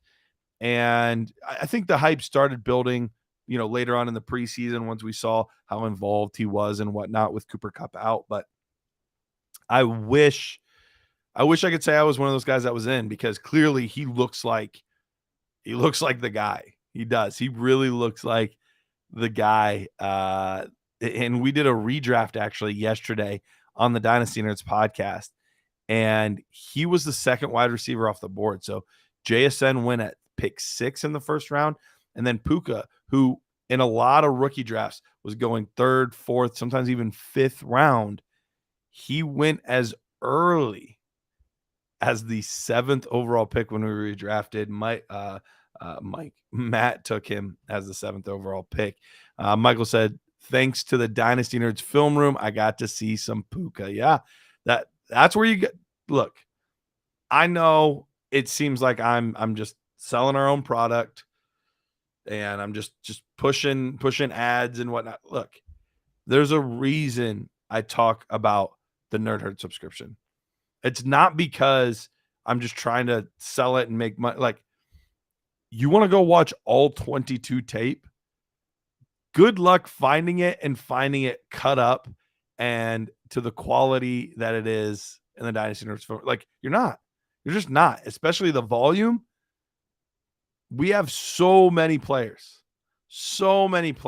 and you're not having to sit down and watch the entire BYU game or the entire, whoever it is, 5 minutes, 6 minutes, you're in and out, full game of every snap that player is in. If you are even remotely interested in Dynasty fantasy football, it is one of the most underrated things to be able to get your own eyes on the player and learn how to evaluate these players. So Dynasty Nerds film room, it's invaluable. It absolutely is. Edward says, Eddie in high school, Edward now, Ed when I'm old, normal Edward name series of events, just not Ned, which is actually short for Edward, although I'm left-handed, not Ned Flanders. So no Edith. That's disappointing. I think I might just only call you Edith now because it feels right. Sedated Fork said, are you getting excited for the 24 quarterback class? And the answer to that is absolutely. Absolutely. Caleb Williams looks incredible. And I know Drake May's first couple games have just been fine. But man, you know who he reminds me a lot of? He reminds me a lot of a Justin Herbert type. A guy that, man, did he win a lot of huge games in college? No. But man, he's just built in a lab. He's got the size, he's got the arm, he's got all the things you're looking for in a player, and he's a better athlete than you would think for somebody of his size. So Drake May, I think he's the real deal. I do. I think he's a really good player. We've got then a lot of really interesting names after that. Shedeur Sanders looking great for Colorado. We've got Michael Penix. I mean, there's a lot of different players in this class that could even DJ Ungalele, Spencer Rattler. Like, I know that they have fallen out of grace a little bit, but they've had decent seasons as well. So it's going to be really interesting to see how the quarterback class shakes out after all of this. M Dub said, what kind of value are you looking to get for Jerome Ford at the moment after Monday Night Football? If I'm not a contender and I don't need him, because if you're in rebuild, you don't need a running back, especially long-term, a guy that's going to be more of a backup. If you can get a second round pick, especially if it's like mid to high, I'm jumping on it because I do think he's going to have a decent season, but his value is going to drop more than likely after this week because one, we've got the Kareem Hunt news, but bigger than that, and I still think he's the lead back ahead of Kareem Hunt, but I do think Hunt will be involved. I don't think it's not a thing. It's a thing. He will be involved. But they play the Niners this week. And I think the Niners defense is going to have a heyday with that offense. I think it's going to be a crazy low-scoring game overall. Sorry, I lied. It's Tennessee this week. Tennessee. They've got the Niners coming up. Tennessee, but still another really good run defense. But not a very good passing defense. So I think the Browns are going to open it up, try to pass it a little more. They're going to have a hard time running the ball on Tennessee. So he might not be somebody that is gaining a bunch of value right away. So absolutely. Make sure you tune in to Monday Night Rants with Edith Rouse. Has a nice ring to it. It really does. Edith is it's the thing, man. It's I'm liking it. I'm liking it. Edith. It is a thing. All right, let's take our final break of the evening. When we get back, lots of things to break down, lots of things to discuss with our own culture coach, Dennis Bennett. He will be joining us right after the break. We will be back.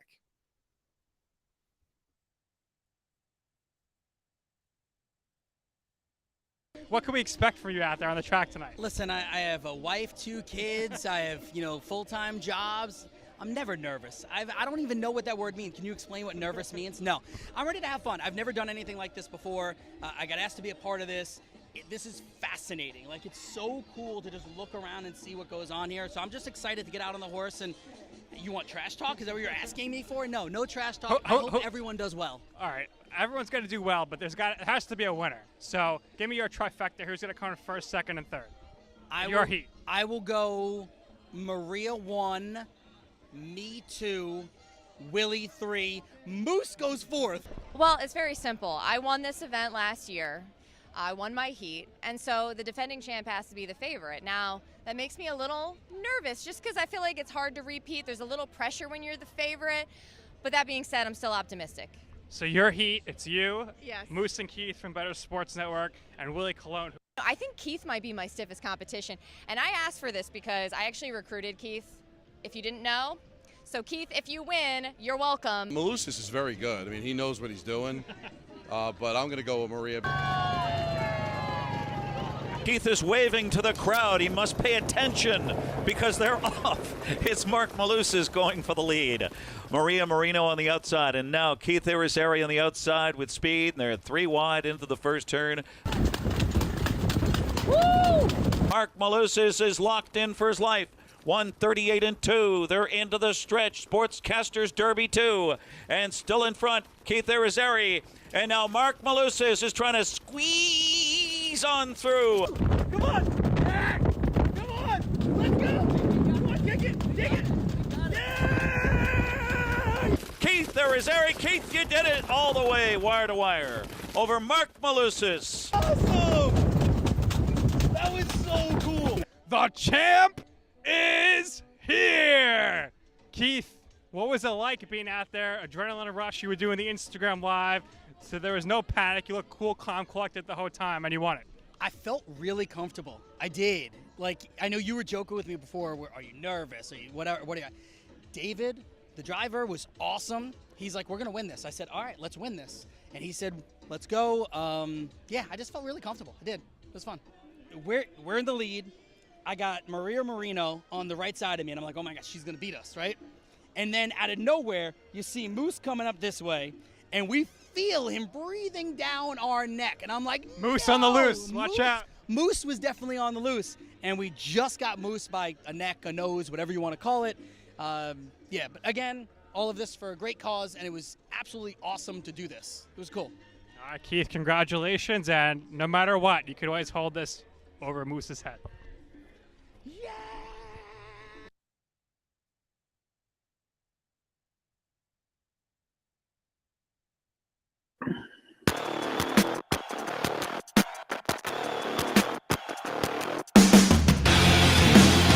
Oh, man, we're back. Look at this stud right here. Mr. Dennis Bennett at Culture Coach on the Twitter machine. Dennis, how's it going, my man? Yeah, I'm having an outstanding night, and I can so relate to Edward because I started out in the Denny phase of my name, and I'm currently in the Dennis phase of my name, but I am rapidly approaching the Den phase of my name. So a couple more years, it'll just be Den. That's what they call old men named Dennis. Hey, Den. So I can see it on the horizon. It ain't far away. Oh, that's great. All right. Well, Dennis or Den, whichever you prefer, we could start. Still Dennis. Still Dennis. Still Dennis for now. Okay. Just making sure. We've got quite a few things to get to tonight, but wanted your thoughts too, because I know you have split allegiance between the Lions and the Browns, but your thoughts on all of that last night or 2 nights ago, the Nick Chubb injury, the play of Deshaun Watson, all of that. What are your thoughts on it? Well, I like to think of it more as a dual allegiance, much like being a dual citizen. Like, okay. If one parent was born in, another country and the other one in the U.S. So sure. That's my Lions Browns fandom, AFC, NFC. It was tragic. There's, from all reports, there's not many better men in the NFL than Nick Chubb. You never heard any drama from him. It was always hard hat, go to work, be a good guy, involved in the community, involved in his community back home where he's from. Just an outstanding individual. Had a tragic injury in college, and he worked his way back from it. And it seems that, it seems he kind of had the same injury this week. At his age, I don't know what the future holds in the NFL. I know that he's going to work as hard as anybody you'll ever see to try to get back. Unfortunately, he's going to be 29 by then, coming off a major injury. I think his contract will be coming up. I could see the Browns giving him hey, we respect you contract. Let's go for it and give it a shot. But you never want to see a guy go out that way. Yeah, no, it was devastating. Like I tend to be an optimistic person generally in life. Like I like to look at things from the positive angle, what's the best case scenario, that kind of stuff. On Monday night, I really felt like, man, the season's over. Like hang it up now. It's done. It's done. And partly that was because of how much I love Nick Chubb as a player. And it was also partly how bad Deshaun Watson looked overall in that game, and thinking we gave up all these first-round picks, second-round picks, all this guaranteed money to a mediocre, maybe not even mediocre quarterback. Like, you should be able to put the team on your back in those situations, and instead he's turning the ball over. Yeah, it's at some point, like I still believe he's improving and getting back. It's going to take time. How much time is, we all have different amounts of patience. Now, the first interception, that's kind of on Brian. He should have had that, but the other interception, 2 fumbles, those you just can't turn the ball over 4 times and give up 2 defensive touchdowns. But we're getting to the point he's got to start to make plays again regularly. I'm not sure why he seems so skittish. He was always known for, being cool under pressure. And, it seems that he hasn't regained the ability to get out of pocket and off schedule and make plays, which was what he did when he was, QB 3, 4, 5 back in the day. I'm still holding out hope. In my productive struggle, he was the first draft pick I made.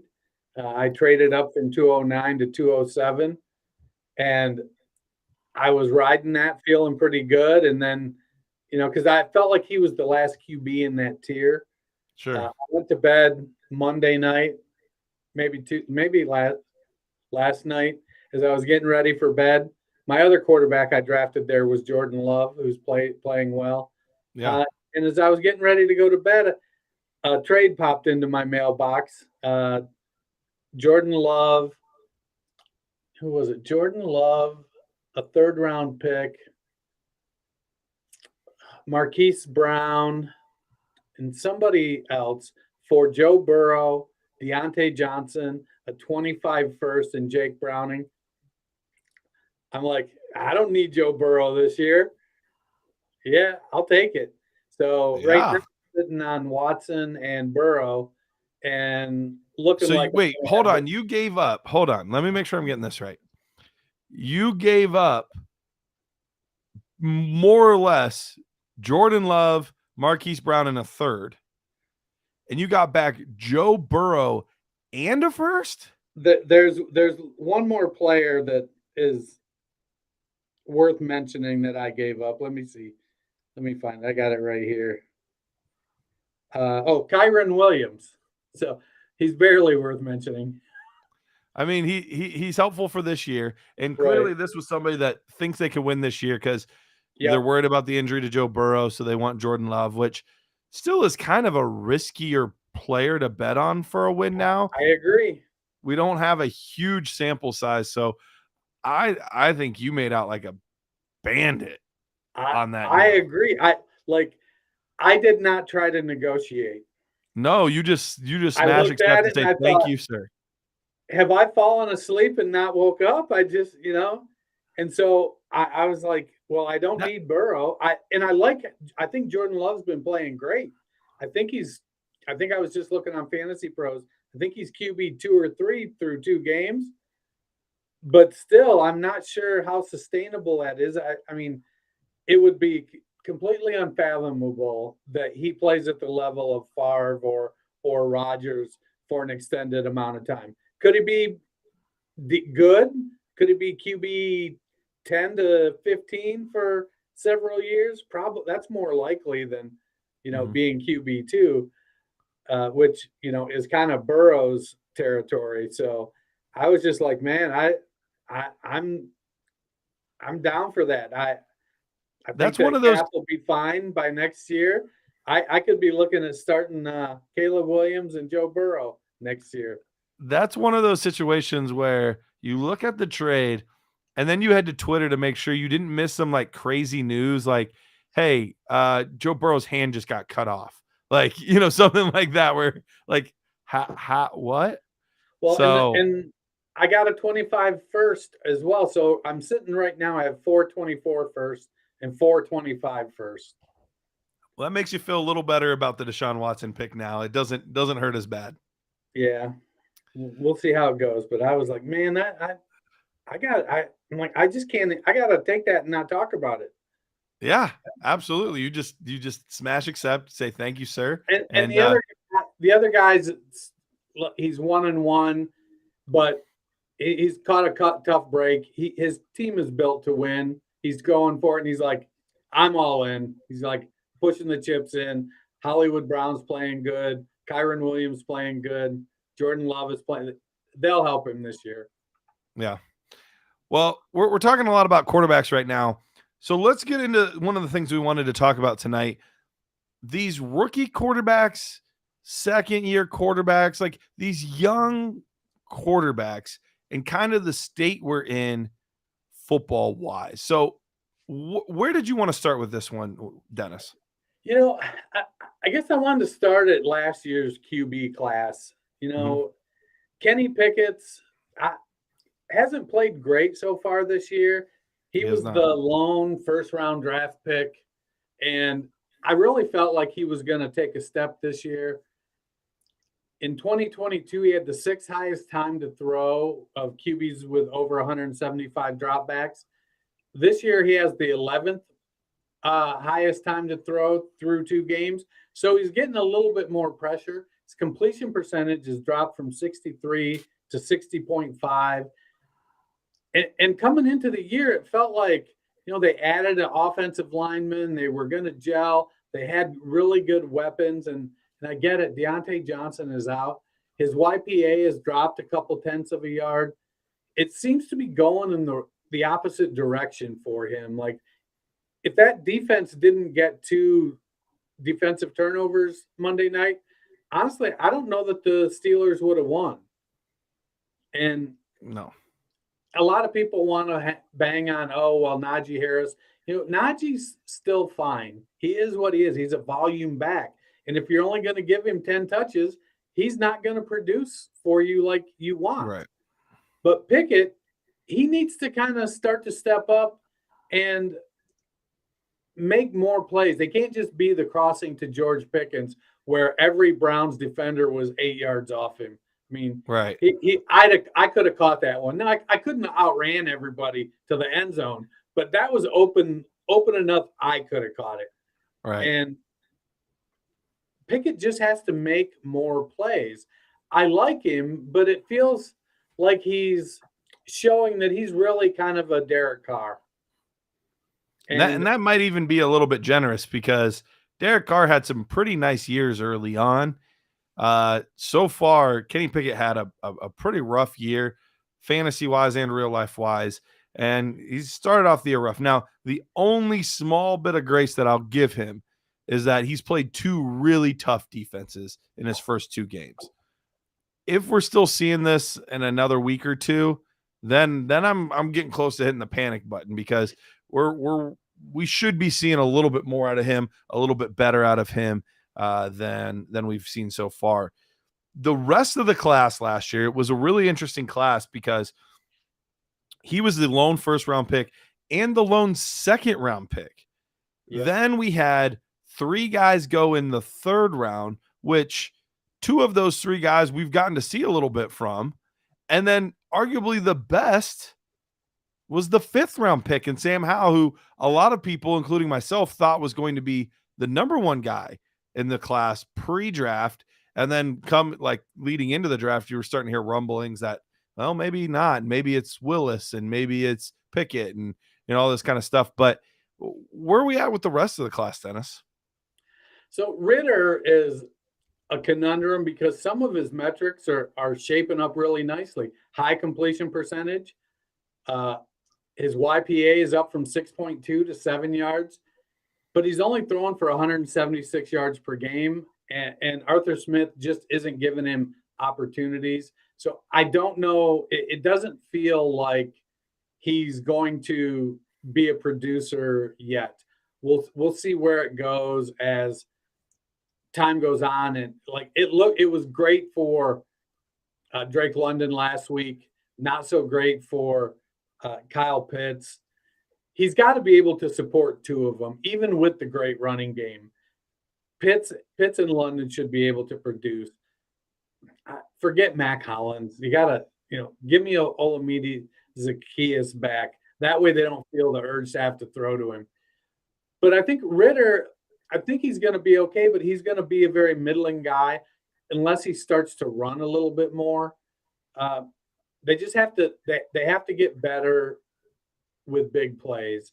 And I don't know that Arthur Smith is going to give the Falcons that. Malik Willis is a weird one. Like, he looked awful last year. Like, it was like Vrabel put him in, it was like, man, we're going to run the wing T. But then, much like Jordan Love in year 2, they put him in this spring and he looked much better. And so now I'm going, well, all right, if he gets another year being the backup, he's the 2 there playing behind Tannehill. Unless Tannehill gets hurt, he's not going to get any opportunity this year. And maybe Levis passes him, but, not a lot of people were real high on Will Levis this year. I'm a little, I don't know that Willis is going to make it. Now, he was a 3rd-round pick, so it isn't like Jordan Love, who was a 1st-round pick. I don't think it's fair to maybe put that kind of expectation on him. But you can see how he grew from last year to this year in preseason. It showed. Whether or not he continues to progress and maybe is the heir to Ryan Tannehill, we'll have to wait and see. He's one of those guys I just throw on the end of my bench in my taxi squad. Just let him sit there and marinate for a couple years. Let's see what happens. See if something happens. Occasionally, if I'm trying to get a deal done and I'm like, I just want one little extra kicker, I'll be like, I'll throw in Malik Willis. Right. Just to put him there and see. Corral, Zappy, they're not doing much. Brock Purdy is the one I'm still not quite figuring out, because to me, it feels like if you put any of these quarterbacks there, you'd get the same result. Sure. And so there's part of me that feels like Purdy playing 50 games in college was beneficial. So when you were talking earlier about the 2024 class, I had kind of popped up a list and was taking a look, and there's a lot of seniors and redshirt seniors at the top of this list. Michael Penix is a redshirt senior, Bo Nix, Jordan Travis, KJ Jefferson, Spencer Rattler, Joe Milton. I don't think Milton's going to be anything, but a lot of those guys, they're all redshirt seniors. And we see it with Joe Burrow coming out a little older. Are we getting to be okay with that with quarterbacks because of the weight they have to carry for the team? It'll be interesting to watch what this draft looks like with some of these guys that come out. Purdy's up from 153 yards a game to 213 this year. So they're making plays for him. Is completing 67% of his passes. He's doing the things he's supposed to do, which is manage the game, much like Sam Howell, not a great athlete, but runs when he needs to and is productive when he does. But he's got such a set of weapons and in an offense that just produces. I want to buy into him, but I feel like the bubble's going to burst at some point, and we're going to see, all right, this is what he really is. He's really just a guy. And well, I like Purdy quite a bit. I remember you and I talking about him last year going into the playoffs and all that kind of stuff. And I'm a fan of Purdy overall, but I mentioned on a Dynasty Nerds episode recently, I would be open to moving Purdy. One, because his value has never been higher. But you're right. I think at some point this is going to become cyclical for the 49ers, and they're going to get close, but maybe not quite win it. And then they're going to say, well, he's a good game manager, but does he have enough to carry the team? And it's going to be Jimmy G all over again. And then they're going to draft somebody because they want somebody with a higher ceiling that can do a little bit more. So this feels like it's about to become cyclical here a little bit. So we're seeing the system at play. Right. So I would be open to moving him. while I could for somebody that's a little bit less risky. You know, could you trade him straight up right now for Kirk Cousins? You know, does that feel a little gross because, man, Kirk Cousins is like 35. I only got how many years left? Yeah, I get it. You'd much rather have the 25-year-old than the 35-year-old, but Kirk Cousins is safer. You know, Kirk Cousins, I know in a couple years is still going to be a starting quarterback somewhere. I don't know for sure that Brock Purdy will. He could be, but I don't know for sure. You know, can I trade him straight up, or maybe not even straight up, but plus, you know, Brock Purdy plus and get Dak Prescott? Those are the kind of moves that I'm kind of looking to make. Can I trade him? And well, maybe not when I hear how high Jordan Love is going, but you know, those are the types of moves I'm potentially looking at.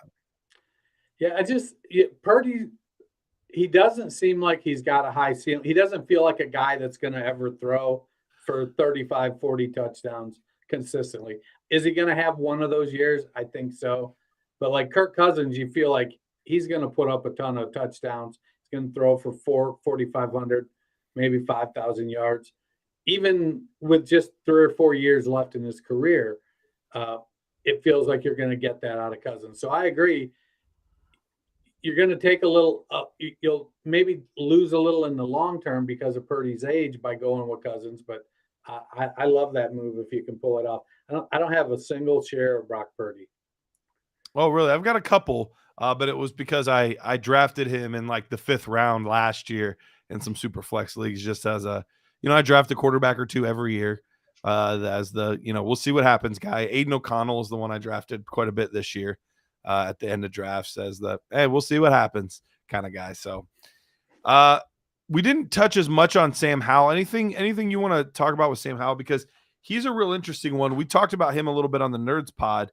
He's performing really well, but I still worry that this team doesn't make the playoffs. And if they don't make the playoffs, do they blow it up? And so that's where all of this is at with Sam Howell for me. Yeah, Sam Howell seems to be hanging by a Ron Rivera thread. You know, it seems like if Rivera doesn't stay on there, then they're going to, whoever comes in is going to get their guy. Even to the point where I feel like if Bieniemy takes over, I think he still brings in his own guy, even unless Howell goes nuts this year, which I don't know that he has it in him. You know, he's set 14th in yards per attempt. It's just over 7 yards. He's completing almost 66% of his passes. And he's throwing for about 250 yards a game. Those are decent numbers, not superstar. He hasn't ran like I expected. He's only averaging 12 yards a game on the ground through 2 games. But the way Brian Robinson's been running, I guess he really hasn't had to. And he's got plenty of time to throw. He's had the 10th most time to throw of any quarterback so far. So he hasn't been under a lot of pressure. He just isn't putting up monster passing stats. He's playing good. And I think that for me, what I was hoping was if we could get, 30 to 40 yards rushing out of Sam Howell per game, and a touchdown every 3 games on the ground, that would boost him up for fantasy to a point where if we can get him up to 270 yards a game, if he's throwing 36 passes a game with the weapons he has there, you're like, all right, this guy can be, a high-end QB too. I don't know that that's going to happen for fantasy, but he may very well be good enough because the challenge for the NFL from just not fantasy, but NFL is like, well, if you get rid of this guy, like who are you going to replace him with? Right. And if you got a guy who's showing he can play the position and he's not a detriment, he may not be, you can put the team on his back and he's going to carry you down the field, but he also isn't going to, put up a 30-30 season.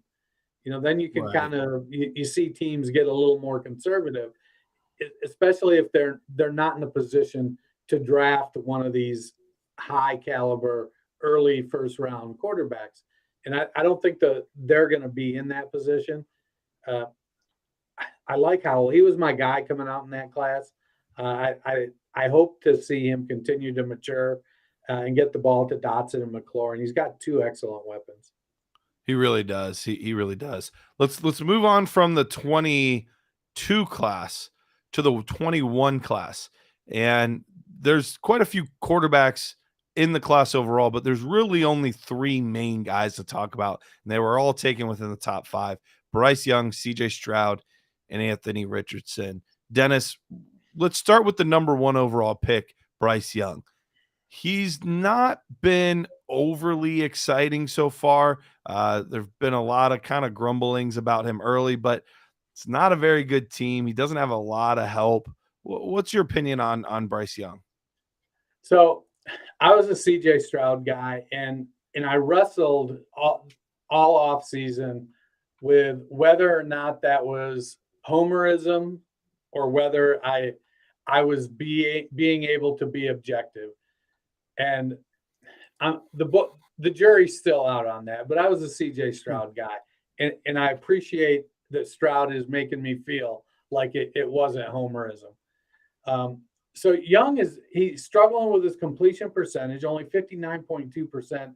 I mean, we hear this week now they're working on goal line packages for Andy Dalton, so Young doesn't get beat up. Young, he's only 4.21 yards per attempt. He's dinking and dunking it. He's not doing great. 6.6 ADOT. The plus side I see with Bryce Young is of the 3 rookies, he has the lowest first read percent.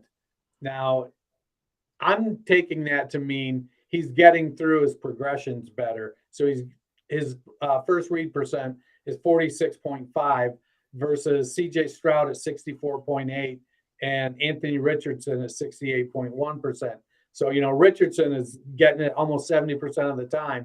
He's reading that first guy and getting the ball out to him, which has been crazy because he really connected with Josh Downs. And so, I think they kind of read deep. Probably not. I'm not sure how they read.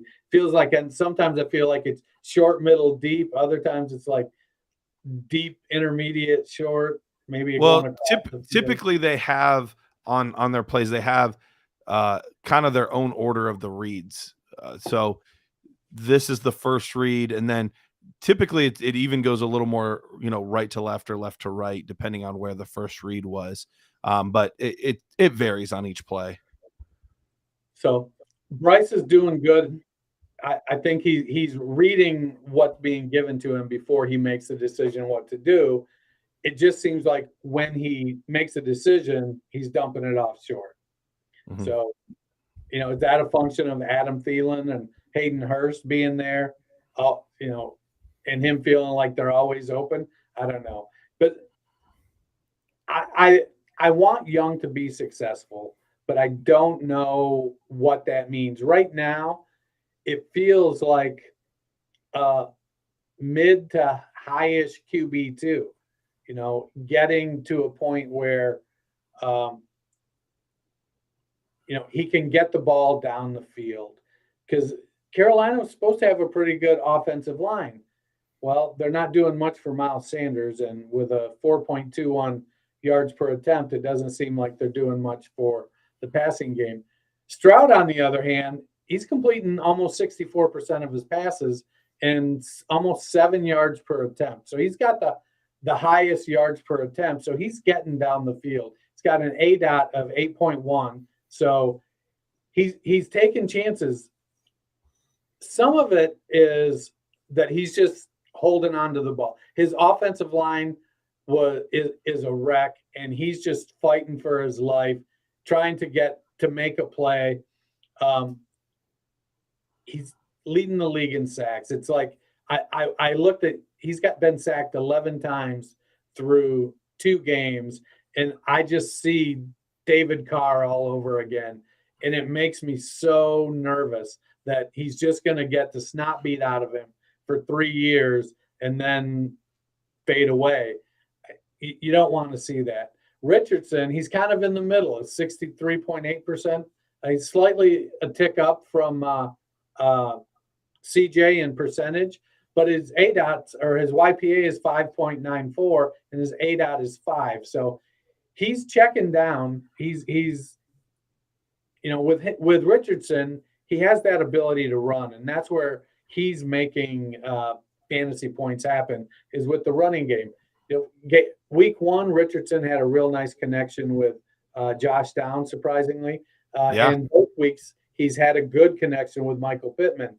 I thought that Alec Pierce would get a little more love, but they just haven't connected yet. And we'll have to wait and see. Richardson didn't practice today, being in the concussion protocol. And so if he can't get back this week, it'll be interesting to see what happens with Minshew.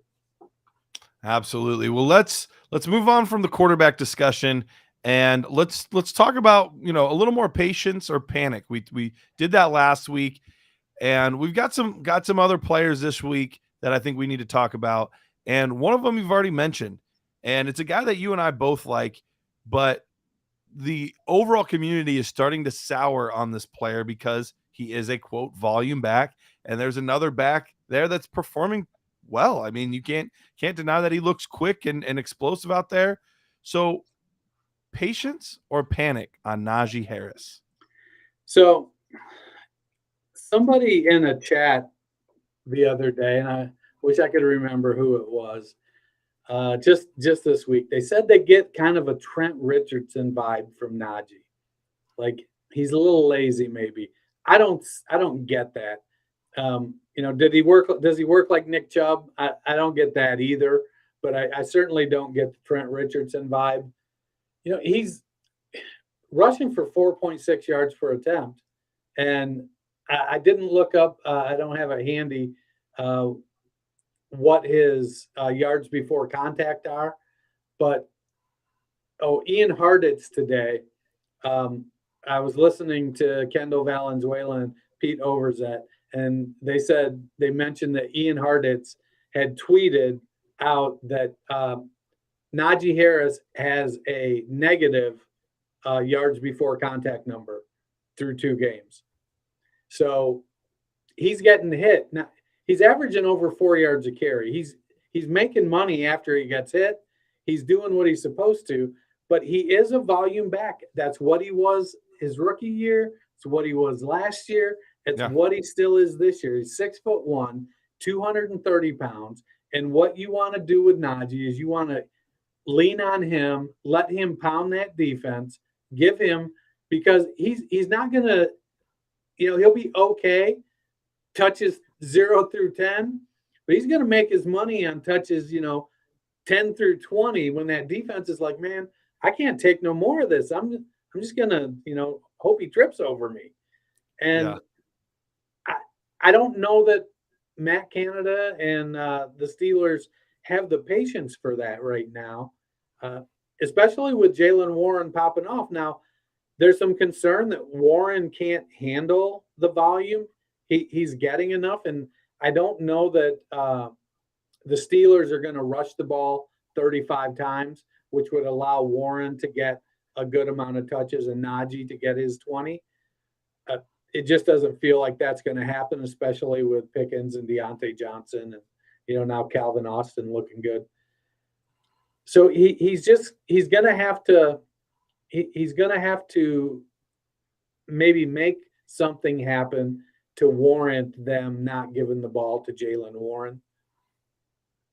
Yeah, Jaylen Warren, he's looked good, but I'm with you. I don't think that Najee Harris is a bad back. I think he's the same guy that he always was. He was just propped up a lot by all of that receiving volume that he got on checkdowns from Big Ben in his rookie season. So I think people are missing that all of those points that you're getting from that. I think if he got the volume, he would still be doing similar. But that being said, I don't know that he is going to continue getting the volume. And so you kind of have to adjust. Yep. All right. Let's talk about another guy, patience or panic. Let's head over to the quarterback position. And he's an interesting one because he had a rough week 1, but his week 2 was better. Actually, his week 2 overall was really good. in the second half. Patience or panic on Daniel Jones. Week 1, he looked terrible against Cowboys. The first half of week 2, he looked terrible against the Arizona Cardinals. And then they flipped a switch in the second half and looked great. But it's the Cardinals. So where are we at with Daniel Jones? I think he's going to be fine. A lot of it's going to depend on, will a wide receiver ever step up, though? You know, they've got Darren Waller, and he's, you know, seems to be questionable week to week with getting dinged up. And the offensive line is a little bit iffy. But Dayball's running him. Dayball's giving him the Josh Allen treatment. And I think as long as they keep doing that, Jones is going to be good for fantasy. And it's going to be rough this week without Saquon Barkley. That'll be a real test to see, can Jones figure out how to execute the game plan to put points on the board without Saquon? Because nobody, not even Darren Waller, is an athlete of Saquon Barkley's caliber. No, absolutely not. And you know, I don't think Matt Breida is it, but I don't know that they trust Eric Gray, and Gary Brightwell is, you know, dollar store David Montgomery. Their running game is going to be Daniel Jones this week, creating enough question marks for the defense that hopefully one of those backs can make some plays. I didn't, you know, in my redraft leagues, I didn't go out and get Matt Breida. I didn't go out and get Gary Brightwell. I'm not buying into that. I think Jones has a ceiling because he has his turnover history. And I know the last year that kind of got put to bed. This year, it seems that it pops up a little bit here and there. You know, the decision making is a little bit questionable. And that comes down to the offensive line not playing very well. I'm not panicking on Jones. Not panicking on Najee for that matter either. All right, so 2 not panics. How about this guy? We've talked about Brock Purdy. How about his favorite tight end, George Kittle? Tight end position this year has been questionable at best. George Kittle in his 2 games, PPR, this is full PPR, 4.9 and 6 in the 2 games so far. Where are we at with George Kittle? I am in full-on panic room mode. Okay. I said I was beating the drum all off season that offense could support Christian McCaffrey and then 1.5 of their 3 other skill position players. And in any given week, you just don't know which one it is. And right. I think it's safe to say that of the 3, Kittle is the lowest priority. Is he going to have some games this year? He is, because he's good.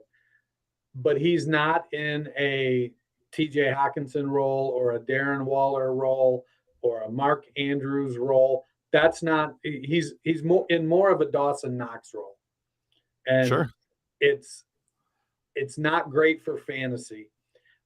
For me, if I'm looking to get out of the George Kittle business. I think that they like what they're getting out of Ayuk and out of Debo, and Kittle. Like I said, he's good. He makes plays. I just think the opportunity isn't going to be as great for him. And so, yeah, I am in panic mode on George Kittle. Well, George Kittle, 29 years old, so not a spring chicken anymore, although we do know that these tight ends can last a little bit longer than some of their counterparts in fantasy football. But you add into that, well, here's actually what I wanted to bring up. If you're looking to trade George Kittle, after this week might be your best bet, because right now, Brandon Ayuk is questionable for the Thursday night game. So it's a primetime game. Anytime someone does well on primetime, it's the perfect opportunity to sell high. And with Brandon Ayuk potentially not playing, if he's out, that's going to leave a lot more targets for George Kittle. So I think this would be your perfect opportunity to potentially sell high after week 3 especially if Brandon Ayuk does not play. Now watch Juwan Jennings catch 3 touchdown passes. Right. And you have no sell window now at all. None to speak of. All right. Shoot, I just lost my list. I'm clicking on too many different tabs. There it is. Sorry about that. All right. Next one for the patience or panic. And where did he go? I'm having all sorts of trouble over here, Dennis. Oh, all right. I know what the answer probably is. But let's frame it slightly different. Instead of patience or panic in the sense of like, am I out on this guy or am I in on this guy? For long-term, still looking like or even just for the season, looking like a top 5 wide receiver. Jamar Chase. He's had 2 rough weeks with 9.1 and 8.1 points. So he's only averaging 8.6 points per game, which puts him at wide receiver 54 at the moment. And Joe Burrow's banged up. Are we panicking at all, or is that too premature, Dennis? I think it's a little bit premature. We're going to see a little bit of squeaky wheel getting the grease this week. He hasn't come right out and said, throw me the damn ball, but he's kind of insinuated that, they need to take some more shots downfield. Mm-hmm. I think that, Browning, I expect Browning to play. I think what's pissing Chase off mostly is that in preseason, he said, hey, man, take the time and get yourself right. We'll see you in week 5. I did it last year, and it was the best thing I did. Mm-hmm. And Burrow's like, no, I'm going to be a hero and come back. And now he may still miss 5 games. Just now it's like in the early to mid part of the season while he gets that calf right. And I think that's what's chapping Chase's butt right now. I'm not panicking yet. If I find somebody that is panicking, I'm definitely going to see what I can do to take that panic situation off their hands. There you go. Yeah, he's still a stud. Long-term dynasty-wise, should still be that guy. All right, what about Dameon Pierce? Dameon Pierce, a running back for Houston. There was a lot of excitement coming into the season for him.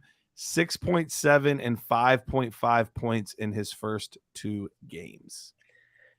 Pierce is in the unenviable situation of playing for a team that in week 2 had 0 of 5 preseason starters available on their O-line. And they've got some good players on the O-line. They just aren't healthy. And so they get behind, and then C.J. Stroud's throwing the ball 45 times a game, and it takes him out of the game plan. I feel like he's one of these guys you want to try to pick up for a stretch run to give yourself some depth. If you can find somebody that's down on the situation. I don't think he's a superstar by any stretch. He's a classic hashtag 2 to 3 year window back. I'm not out, but I'm looking for an opportunity to have him available to me only as a flex. Yeah. No, I'm pretty far out. I've never been the biggest Pierce guy. I liked him okay as a prospect, but never loved his situation. And I'm with you, 2 to 3 year window guy at best for sure. So, Dennis, that wraps things up, man. I had a couple more I was going to get to, but we're out of time here. So, remind everyone where you're at and what you're working on. You can catch me at culture_coach on the X machine. I won't give up my triple X machine name though.